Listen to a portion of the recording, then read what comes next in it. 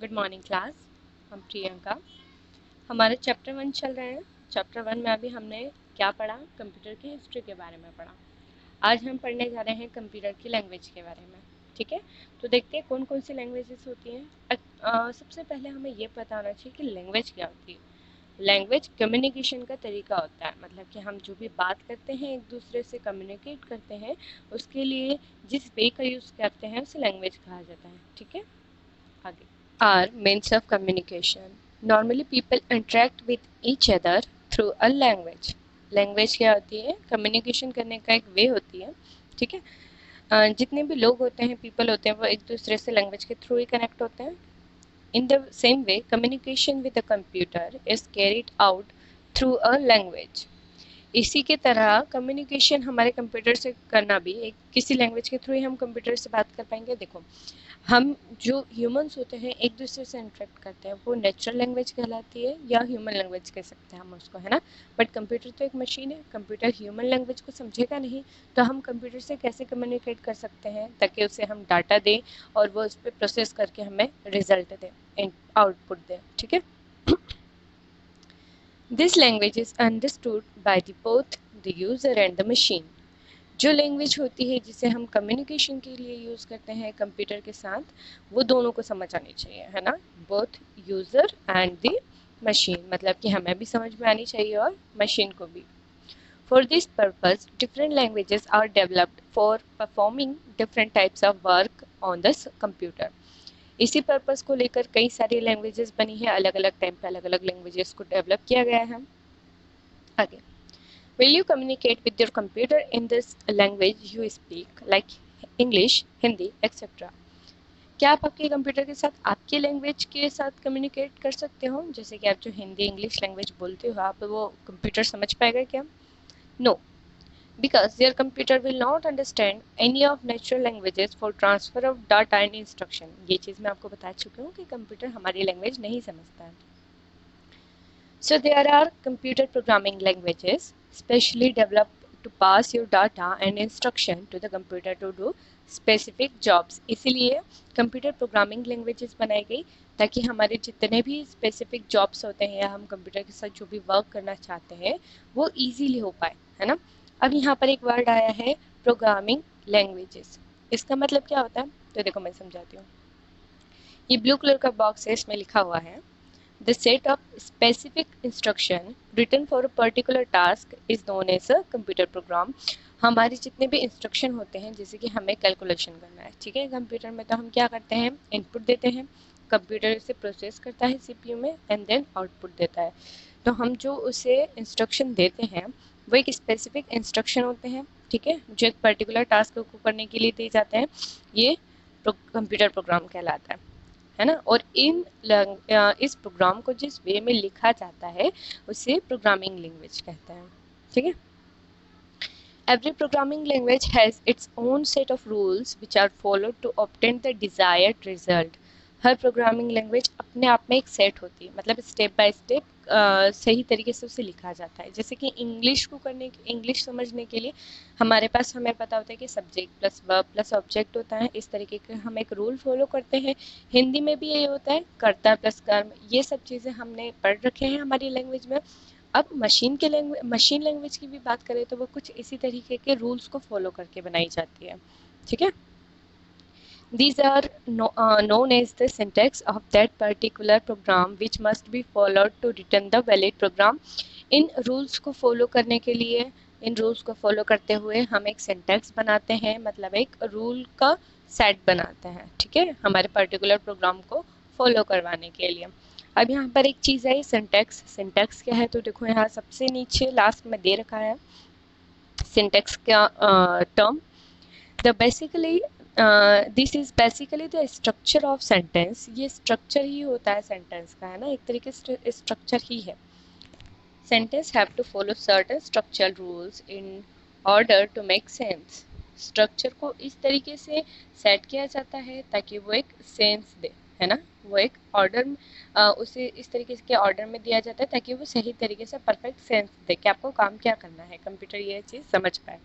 You can't just put any word together to make a sentence. आप कई सारे words को एक साथ नहीं रख सकते है ना, वो सेंटेंस नहीं कहलाएंगे। हम जब भी कोई वर्ड बोलते हैं तो हमें क्या पता होता है कि हम सब्जेक्ट पहले बोलेंगे, उसके बाद उसकी वर्ब एंड देन ऑब्जेक्ट, ताकि हमारा एक सेंटेंस प्रॉपर बन पाए। ठीक है, तो ये सेंटेंस कहलाता है हमारी मशीन लैंग्वेज में या कंप्यूटर लैंग्वेज में। Next, the programming language used by software programs to communicate with the computer is coded syntax which established a flow of communication between software programs. अब प्रोग्रामिंग लैंग्वेज किसके through बनाई जाती है, तो जो सॉफ्टवेयर प्रोग्रामर्स होते हैं वो इसे कंप्यूटर के साथ कम्युनिकेट करने के लिए बनाते हैं।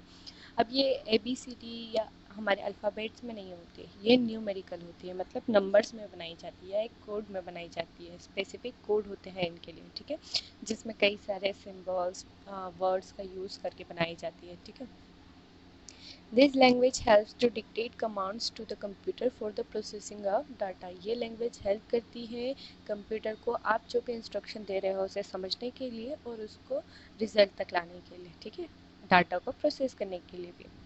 For the first generation to the present day, fourth generation of computers, several programming languages have developed which are being used to communicate with the computer. आपकी फर्स्ट जनरेशन से लेके फोर्थ जनरेशन तक के कंप्यूटर में अलग अलग type की languages बनाई गई हैं, है ना, और उन्हें कम्युनिकेट करने के लिए यूज़ किया गया है। Basically programming languages are can be divided into two categories. हमारी जो प्रोग्रामिंग लैंग्वेज है हम उनको बेसिकली टू टाइप्स में डिवाइड करते हैं। कौन कौन सी? पहली होती है लो लेवल लैंग्वेज, सेकंड होती है हाई लेवल लैंग्वेज। ठीक है, अब यहाँ पर देखो स्ट्रक्चर दे रखा है प्रोग्रामिंग लैंग्वेज का। लो लेवल लैंग्वेज में कौन कौन सी लैंग्वेजेस आ जाएंगी? Machine language and then assembly language. और हाई लेवल लैंग्वेजेस में क्या हो जाएगी? सी या C++, जावा, कोबॉल और बेसिक। हम इन सबको डीपली पढ़ेंगे। ठीक है, अब स्टार्ट करते हैं लो लेवल लैंग्वेजेस के साथ। Low level language, low level computer language are either machine codes और are very close to them. ये जो लो लेवल लैंग्वेज होती थी ये या तो कंप्यूटर या तो मशीन कोड्स में लैंग्वेज होती थी या बहुत क्लोज, मतलब उसे से कुछ मिलती जुलती थी। A computer cannot understand instruction given to it in English. It can only understand and execute instruction given it in the form of machine language. Example, binary numbers. देखो, कंप्यूटर को आप अगर इंग्लिश में कोई भी इंस्ट्रक्शन दे रहे हो तो वो समझ नहीं पाएगा। अगर फिर एक माइंड में हमारे ये थॉट आता है कि हम तो आज भी इंग्लिश में ही उसे देते हैं, है ना, हम कोई भी वर्ड टाइप कर देते हैं और कंप्यूटर हमें उसे एग्जीक्यूट करके रिजल्ट दे देता है। बट आपको ये चीज़ें आगे अंडरस्टैंड हो जाएगी कि कंप्यूटर हमारी लैंग्वेज नहीं समझता है। हम जो भी इंस्ट्रक्शन देते हैं वो अपने मशीन कोड में उसे पहले ट्रांसलेट करता है, उसके बाद अंडरस्टैंड करता है।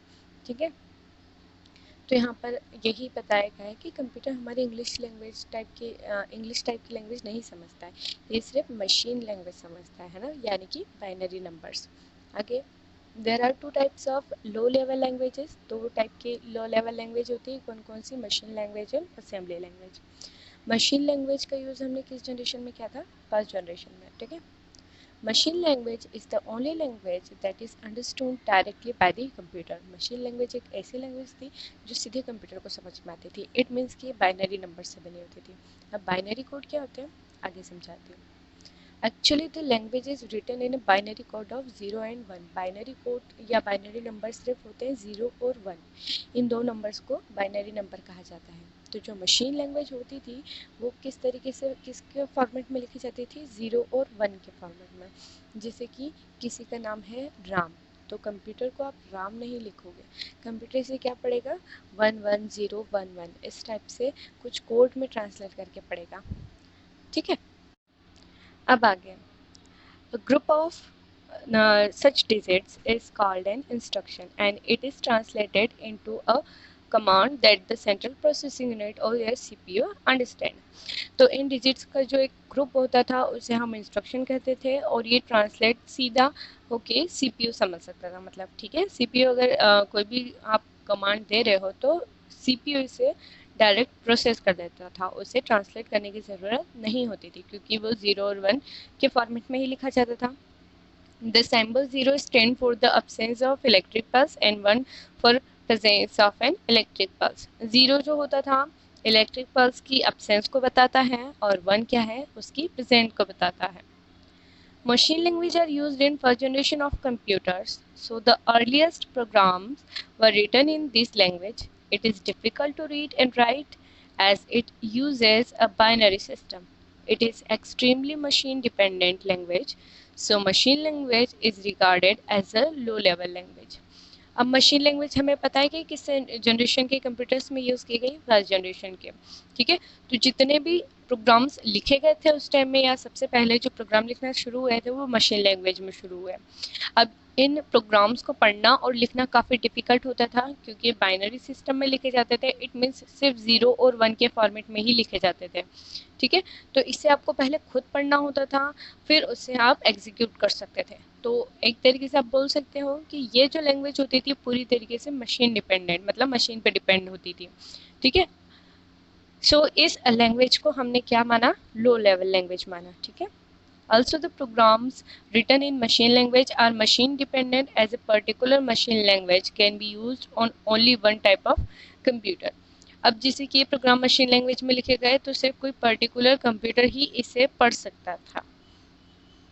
एडवांटेज क्या थे, program of machine language runs very fast because no translation program is required for the CPU. अब प्रोग्रामिंग लैंग्वेज जब हमने यहाँ पर मशीन लैंग्वेज जब यूज़ करी प्रोग्राम्स को एग्जीक्यूट करने के लिए तो बहुत फास्ट काम होने लगा। क्यों, क्योंकि कंप्यूटर को ट्रांसलेट करने के लिए टाइम नहीं लेना पड़ रहा था, वो डायरेक्ट इसे समझ रहा है और एग्जीक्यूट कर रहा है। ठीक है, second, it makes fast and efficient use of computer. अब जब आपके पास अगर ट्रांसलेटर नहीं यूज़ करना पड़ रहा है आपको, तो आपका कंप्यूटर बहुत जल्दी वर्क करेगा, बहुत फास्ट और अच्छे तरीके से काम करेगा। डिसएडवांटेज भी थे अब इसके, क्या, all operations codes have to be remembered. जितने भी आपको ऑपरेशन कोड्स थे, मतलब कि जितने भी प्रोग्राम्स थे आपको याद करने पड़ते थे। It is difficult to debug the program. अब सेकेंड, ये डिबग का मतलब क्या है, डिबग मतलब कि कोई भी एरर आ जाती है ना, जिसे लिखते लिखते कभी कभी हमसे भी गलती हो जाती थी। तो ऐसे प्रोग्राम्स में भी अगर कभी आप लिख रहे हो कुछ और उसमें मिस्टेक हो जाती है तो आप इसे वापस सुधार नहीं सकते, आपको फिर पूरा प्रोग्राम स्टार्टिंग से लिखना पड़ेगा।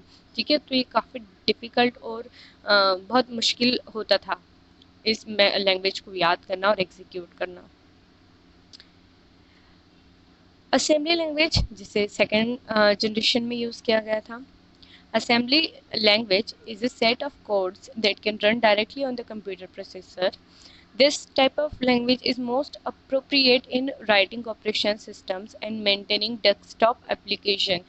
Assembly language भी set of codes होती थी जो कि सीधे कंप्यूटर प्रोसेसर पे वर्क कर सकती थी। यहाँ पर भी कोई चेंज नहीं हुआ, ये भी 0 और 1 के फॉर्मेट में होगी, पर इसकी कुछ एडवांटेज थे, मतलब इससे थोड़ी डिफरेंट थी।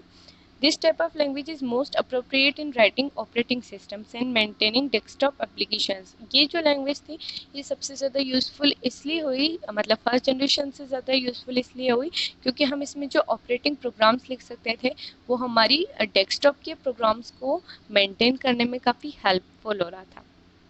With the assembly language, it is easier for programmer to define commands and easier to understand and use as compared to a machine language। अब यहाँ पर क्या हुआ, मशीन असेंबली लैंग्वेज जो थी ये बहुत इजी हो गई थी हमारे प्रोग्रामर्स के लिए, है ना। जितने भी कमांड्स थे उनको डिफाइन करने के लिए या उनको एग्जीक्यूट करवाने के लिए प्रोग्रामर्स उसे अच्छे से समझ सकते थे और कंप्यूटर के लिए भी अच्छे हो गए थे समझने के लिए। तो ये मशीन लैंग्वेज के कंपेयर ज़्यादा इजी हो गई थी।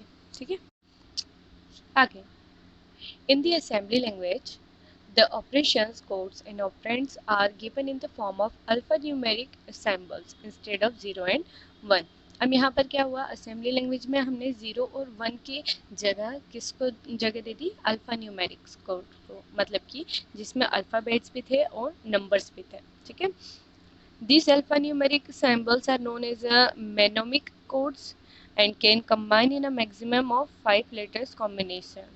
अब यहाँ पर ये जो कोड्स थे इन्हें क्या बोला गया, मेनोमिक कोड्स बोला गया, और इनके कंबाइन मतलब आप कितने ज़्यादा लेटर्स को कंबाइन कर सकते थे, तो ओनली 5 लेटर्स को आप कंबाइन कर सकते थे। जैसे एडिशन के लिए आप किसको बोलोगे, ऐड, सब्ट्रैक्शन के लिए आप सब, स्टार्ट, लेबल, इस टाइप के आप वर्ड्स को यूज़ कर सकते थे।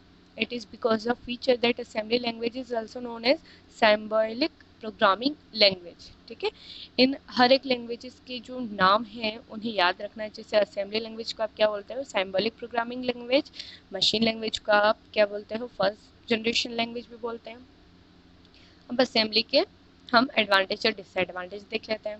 First, it is easier to understand and saves a lot of time and efforts of the programmer।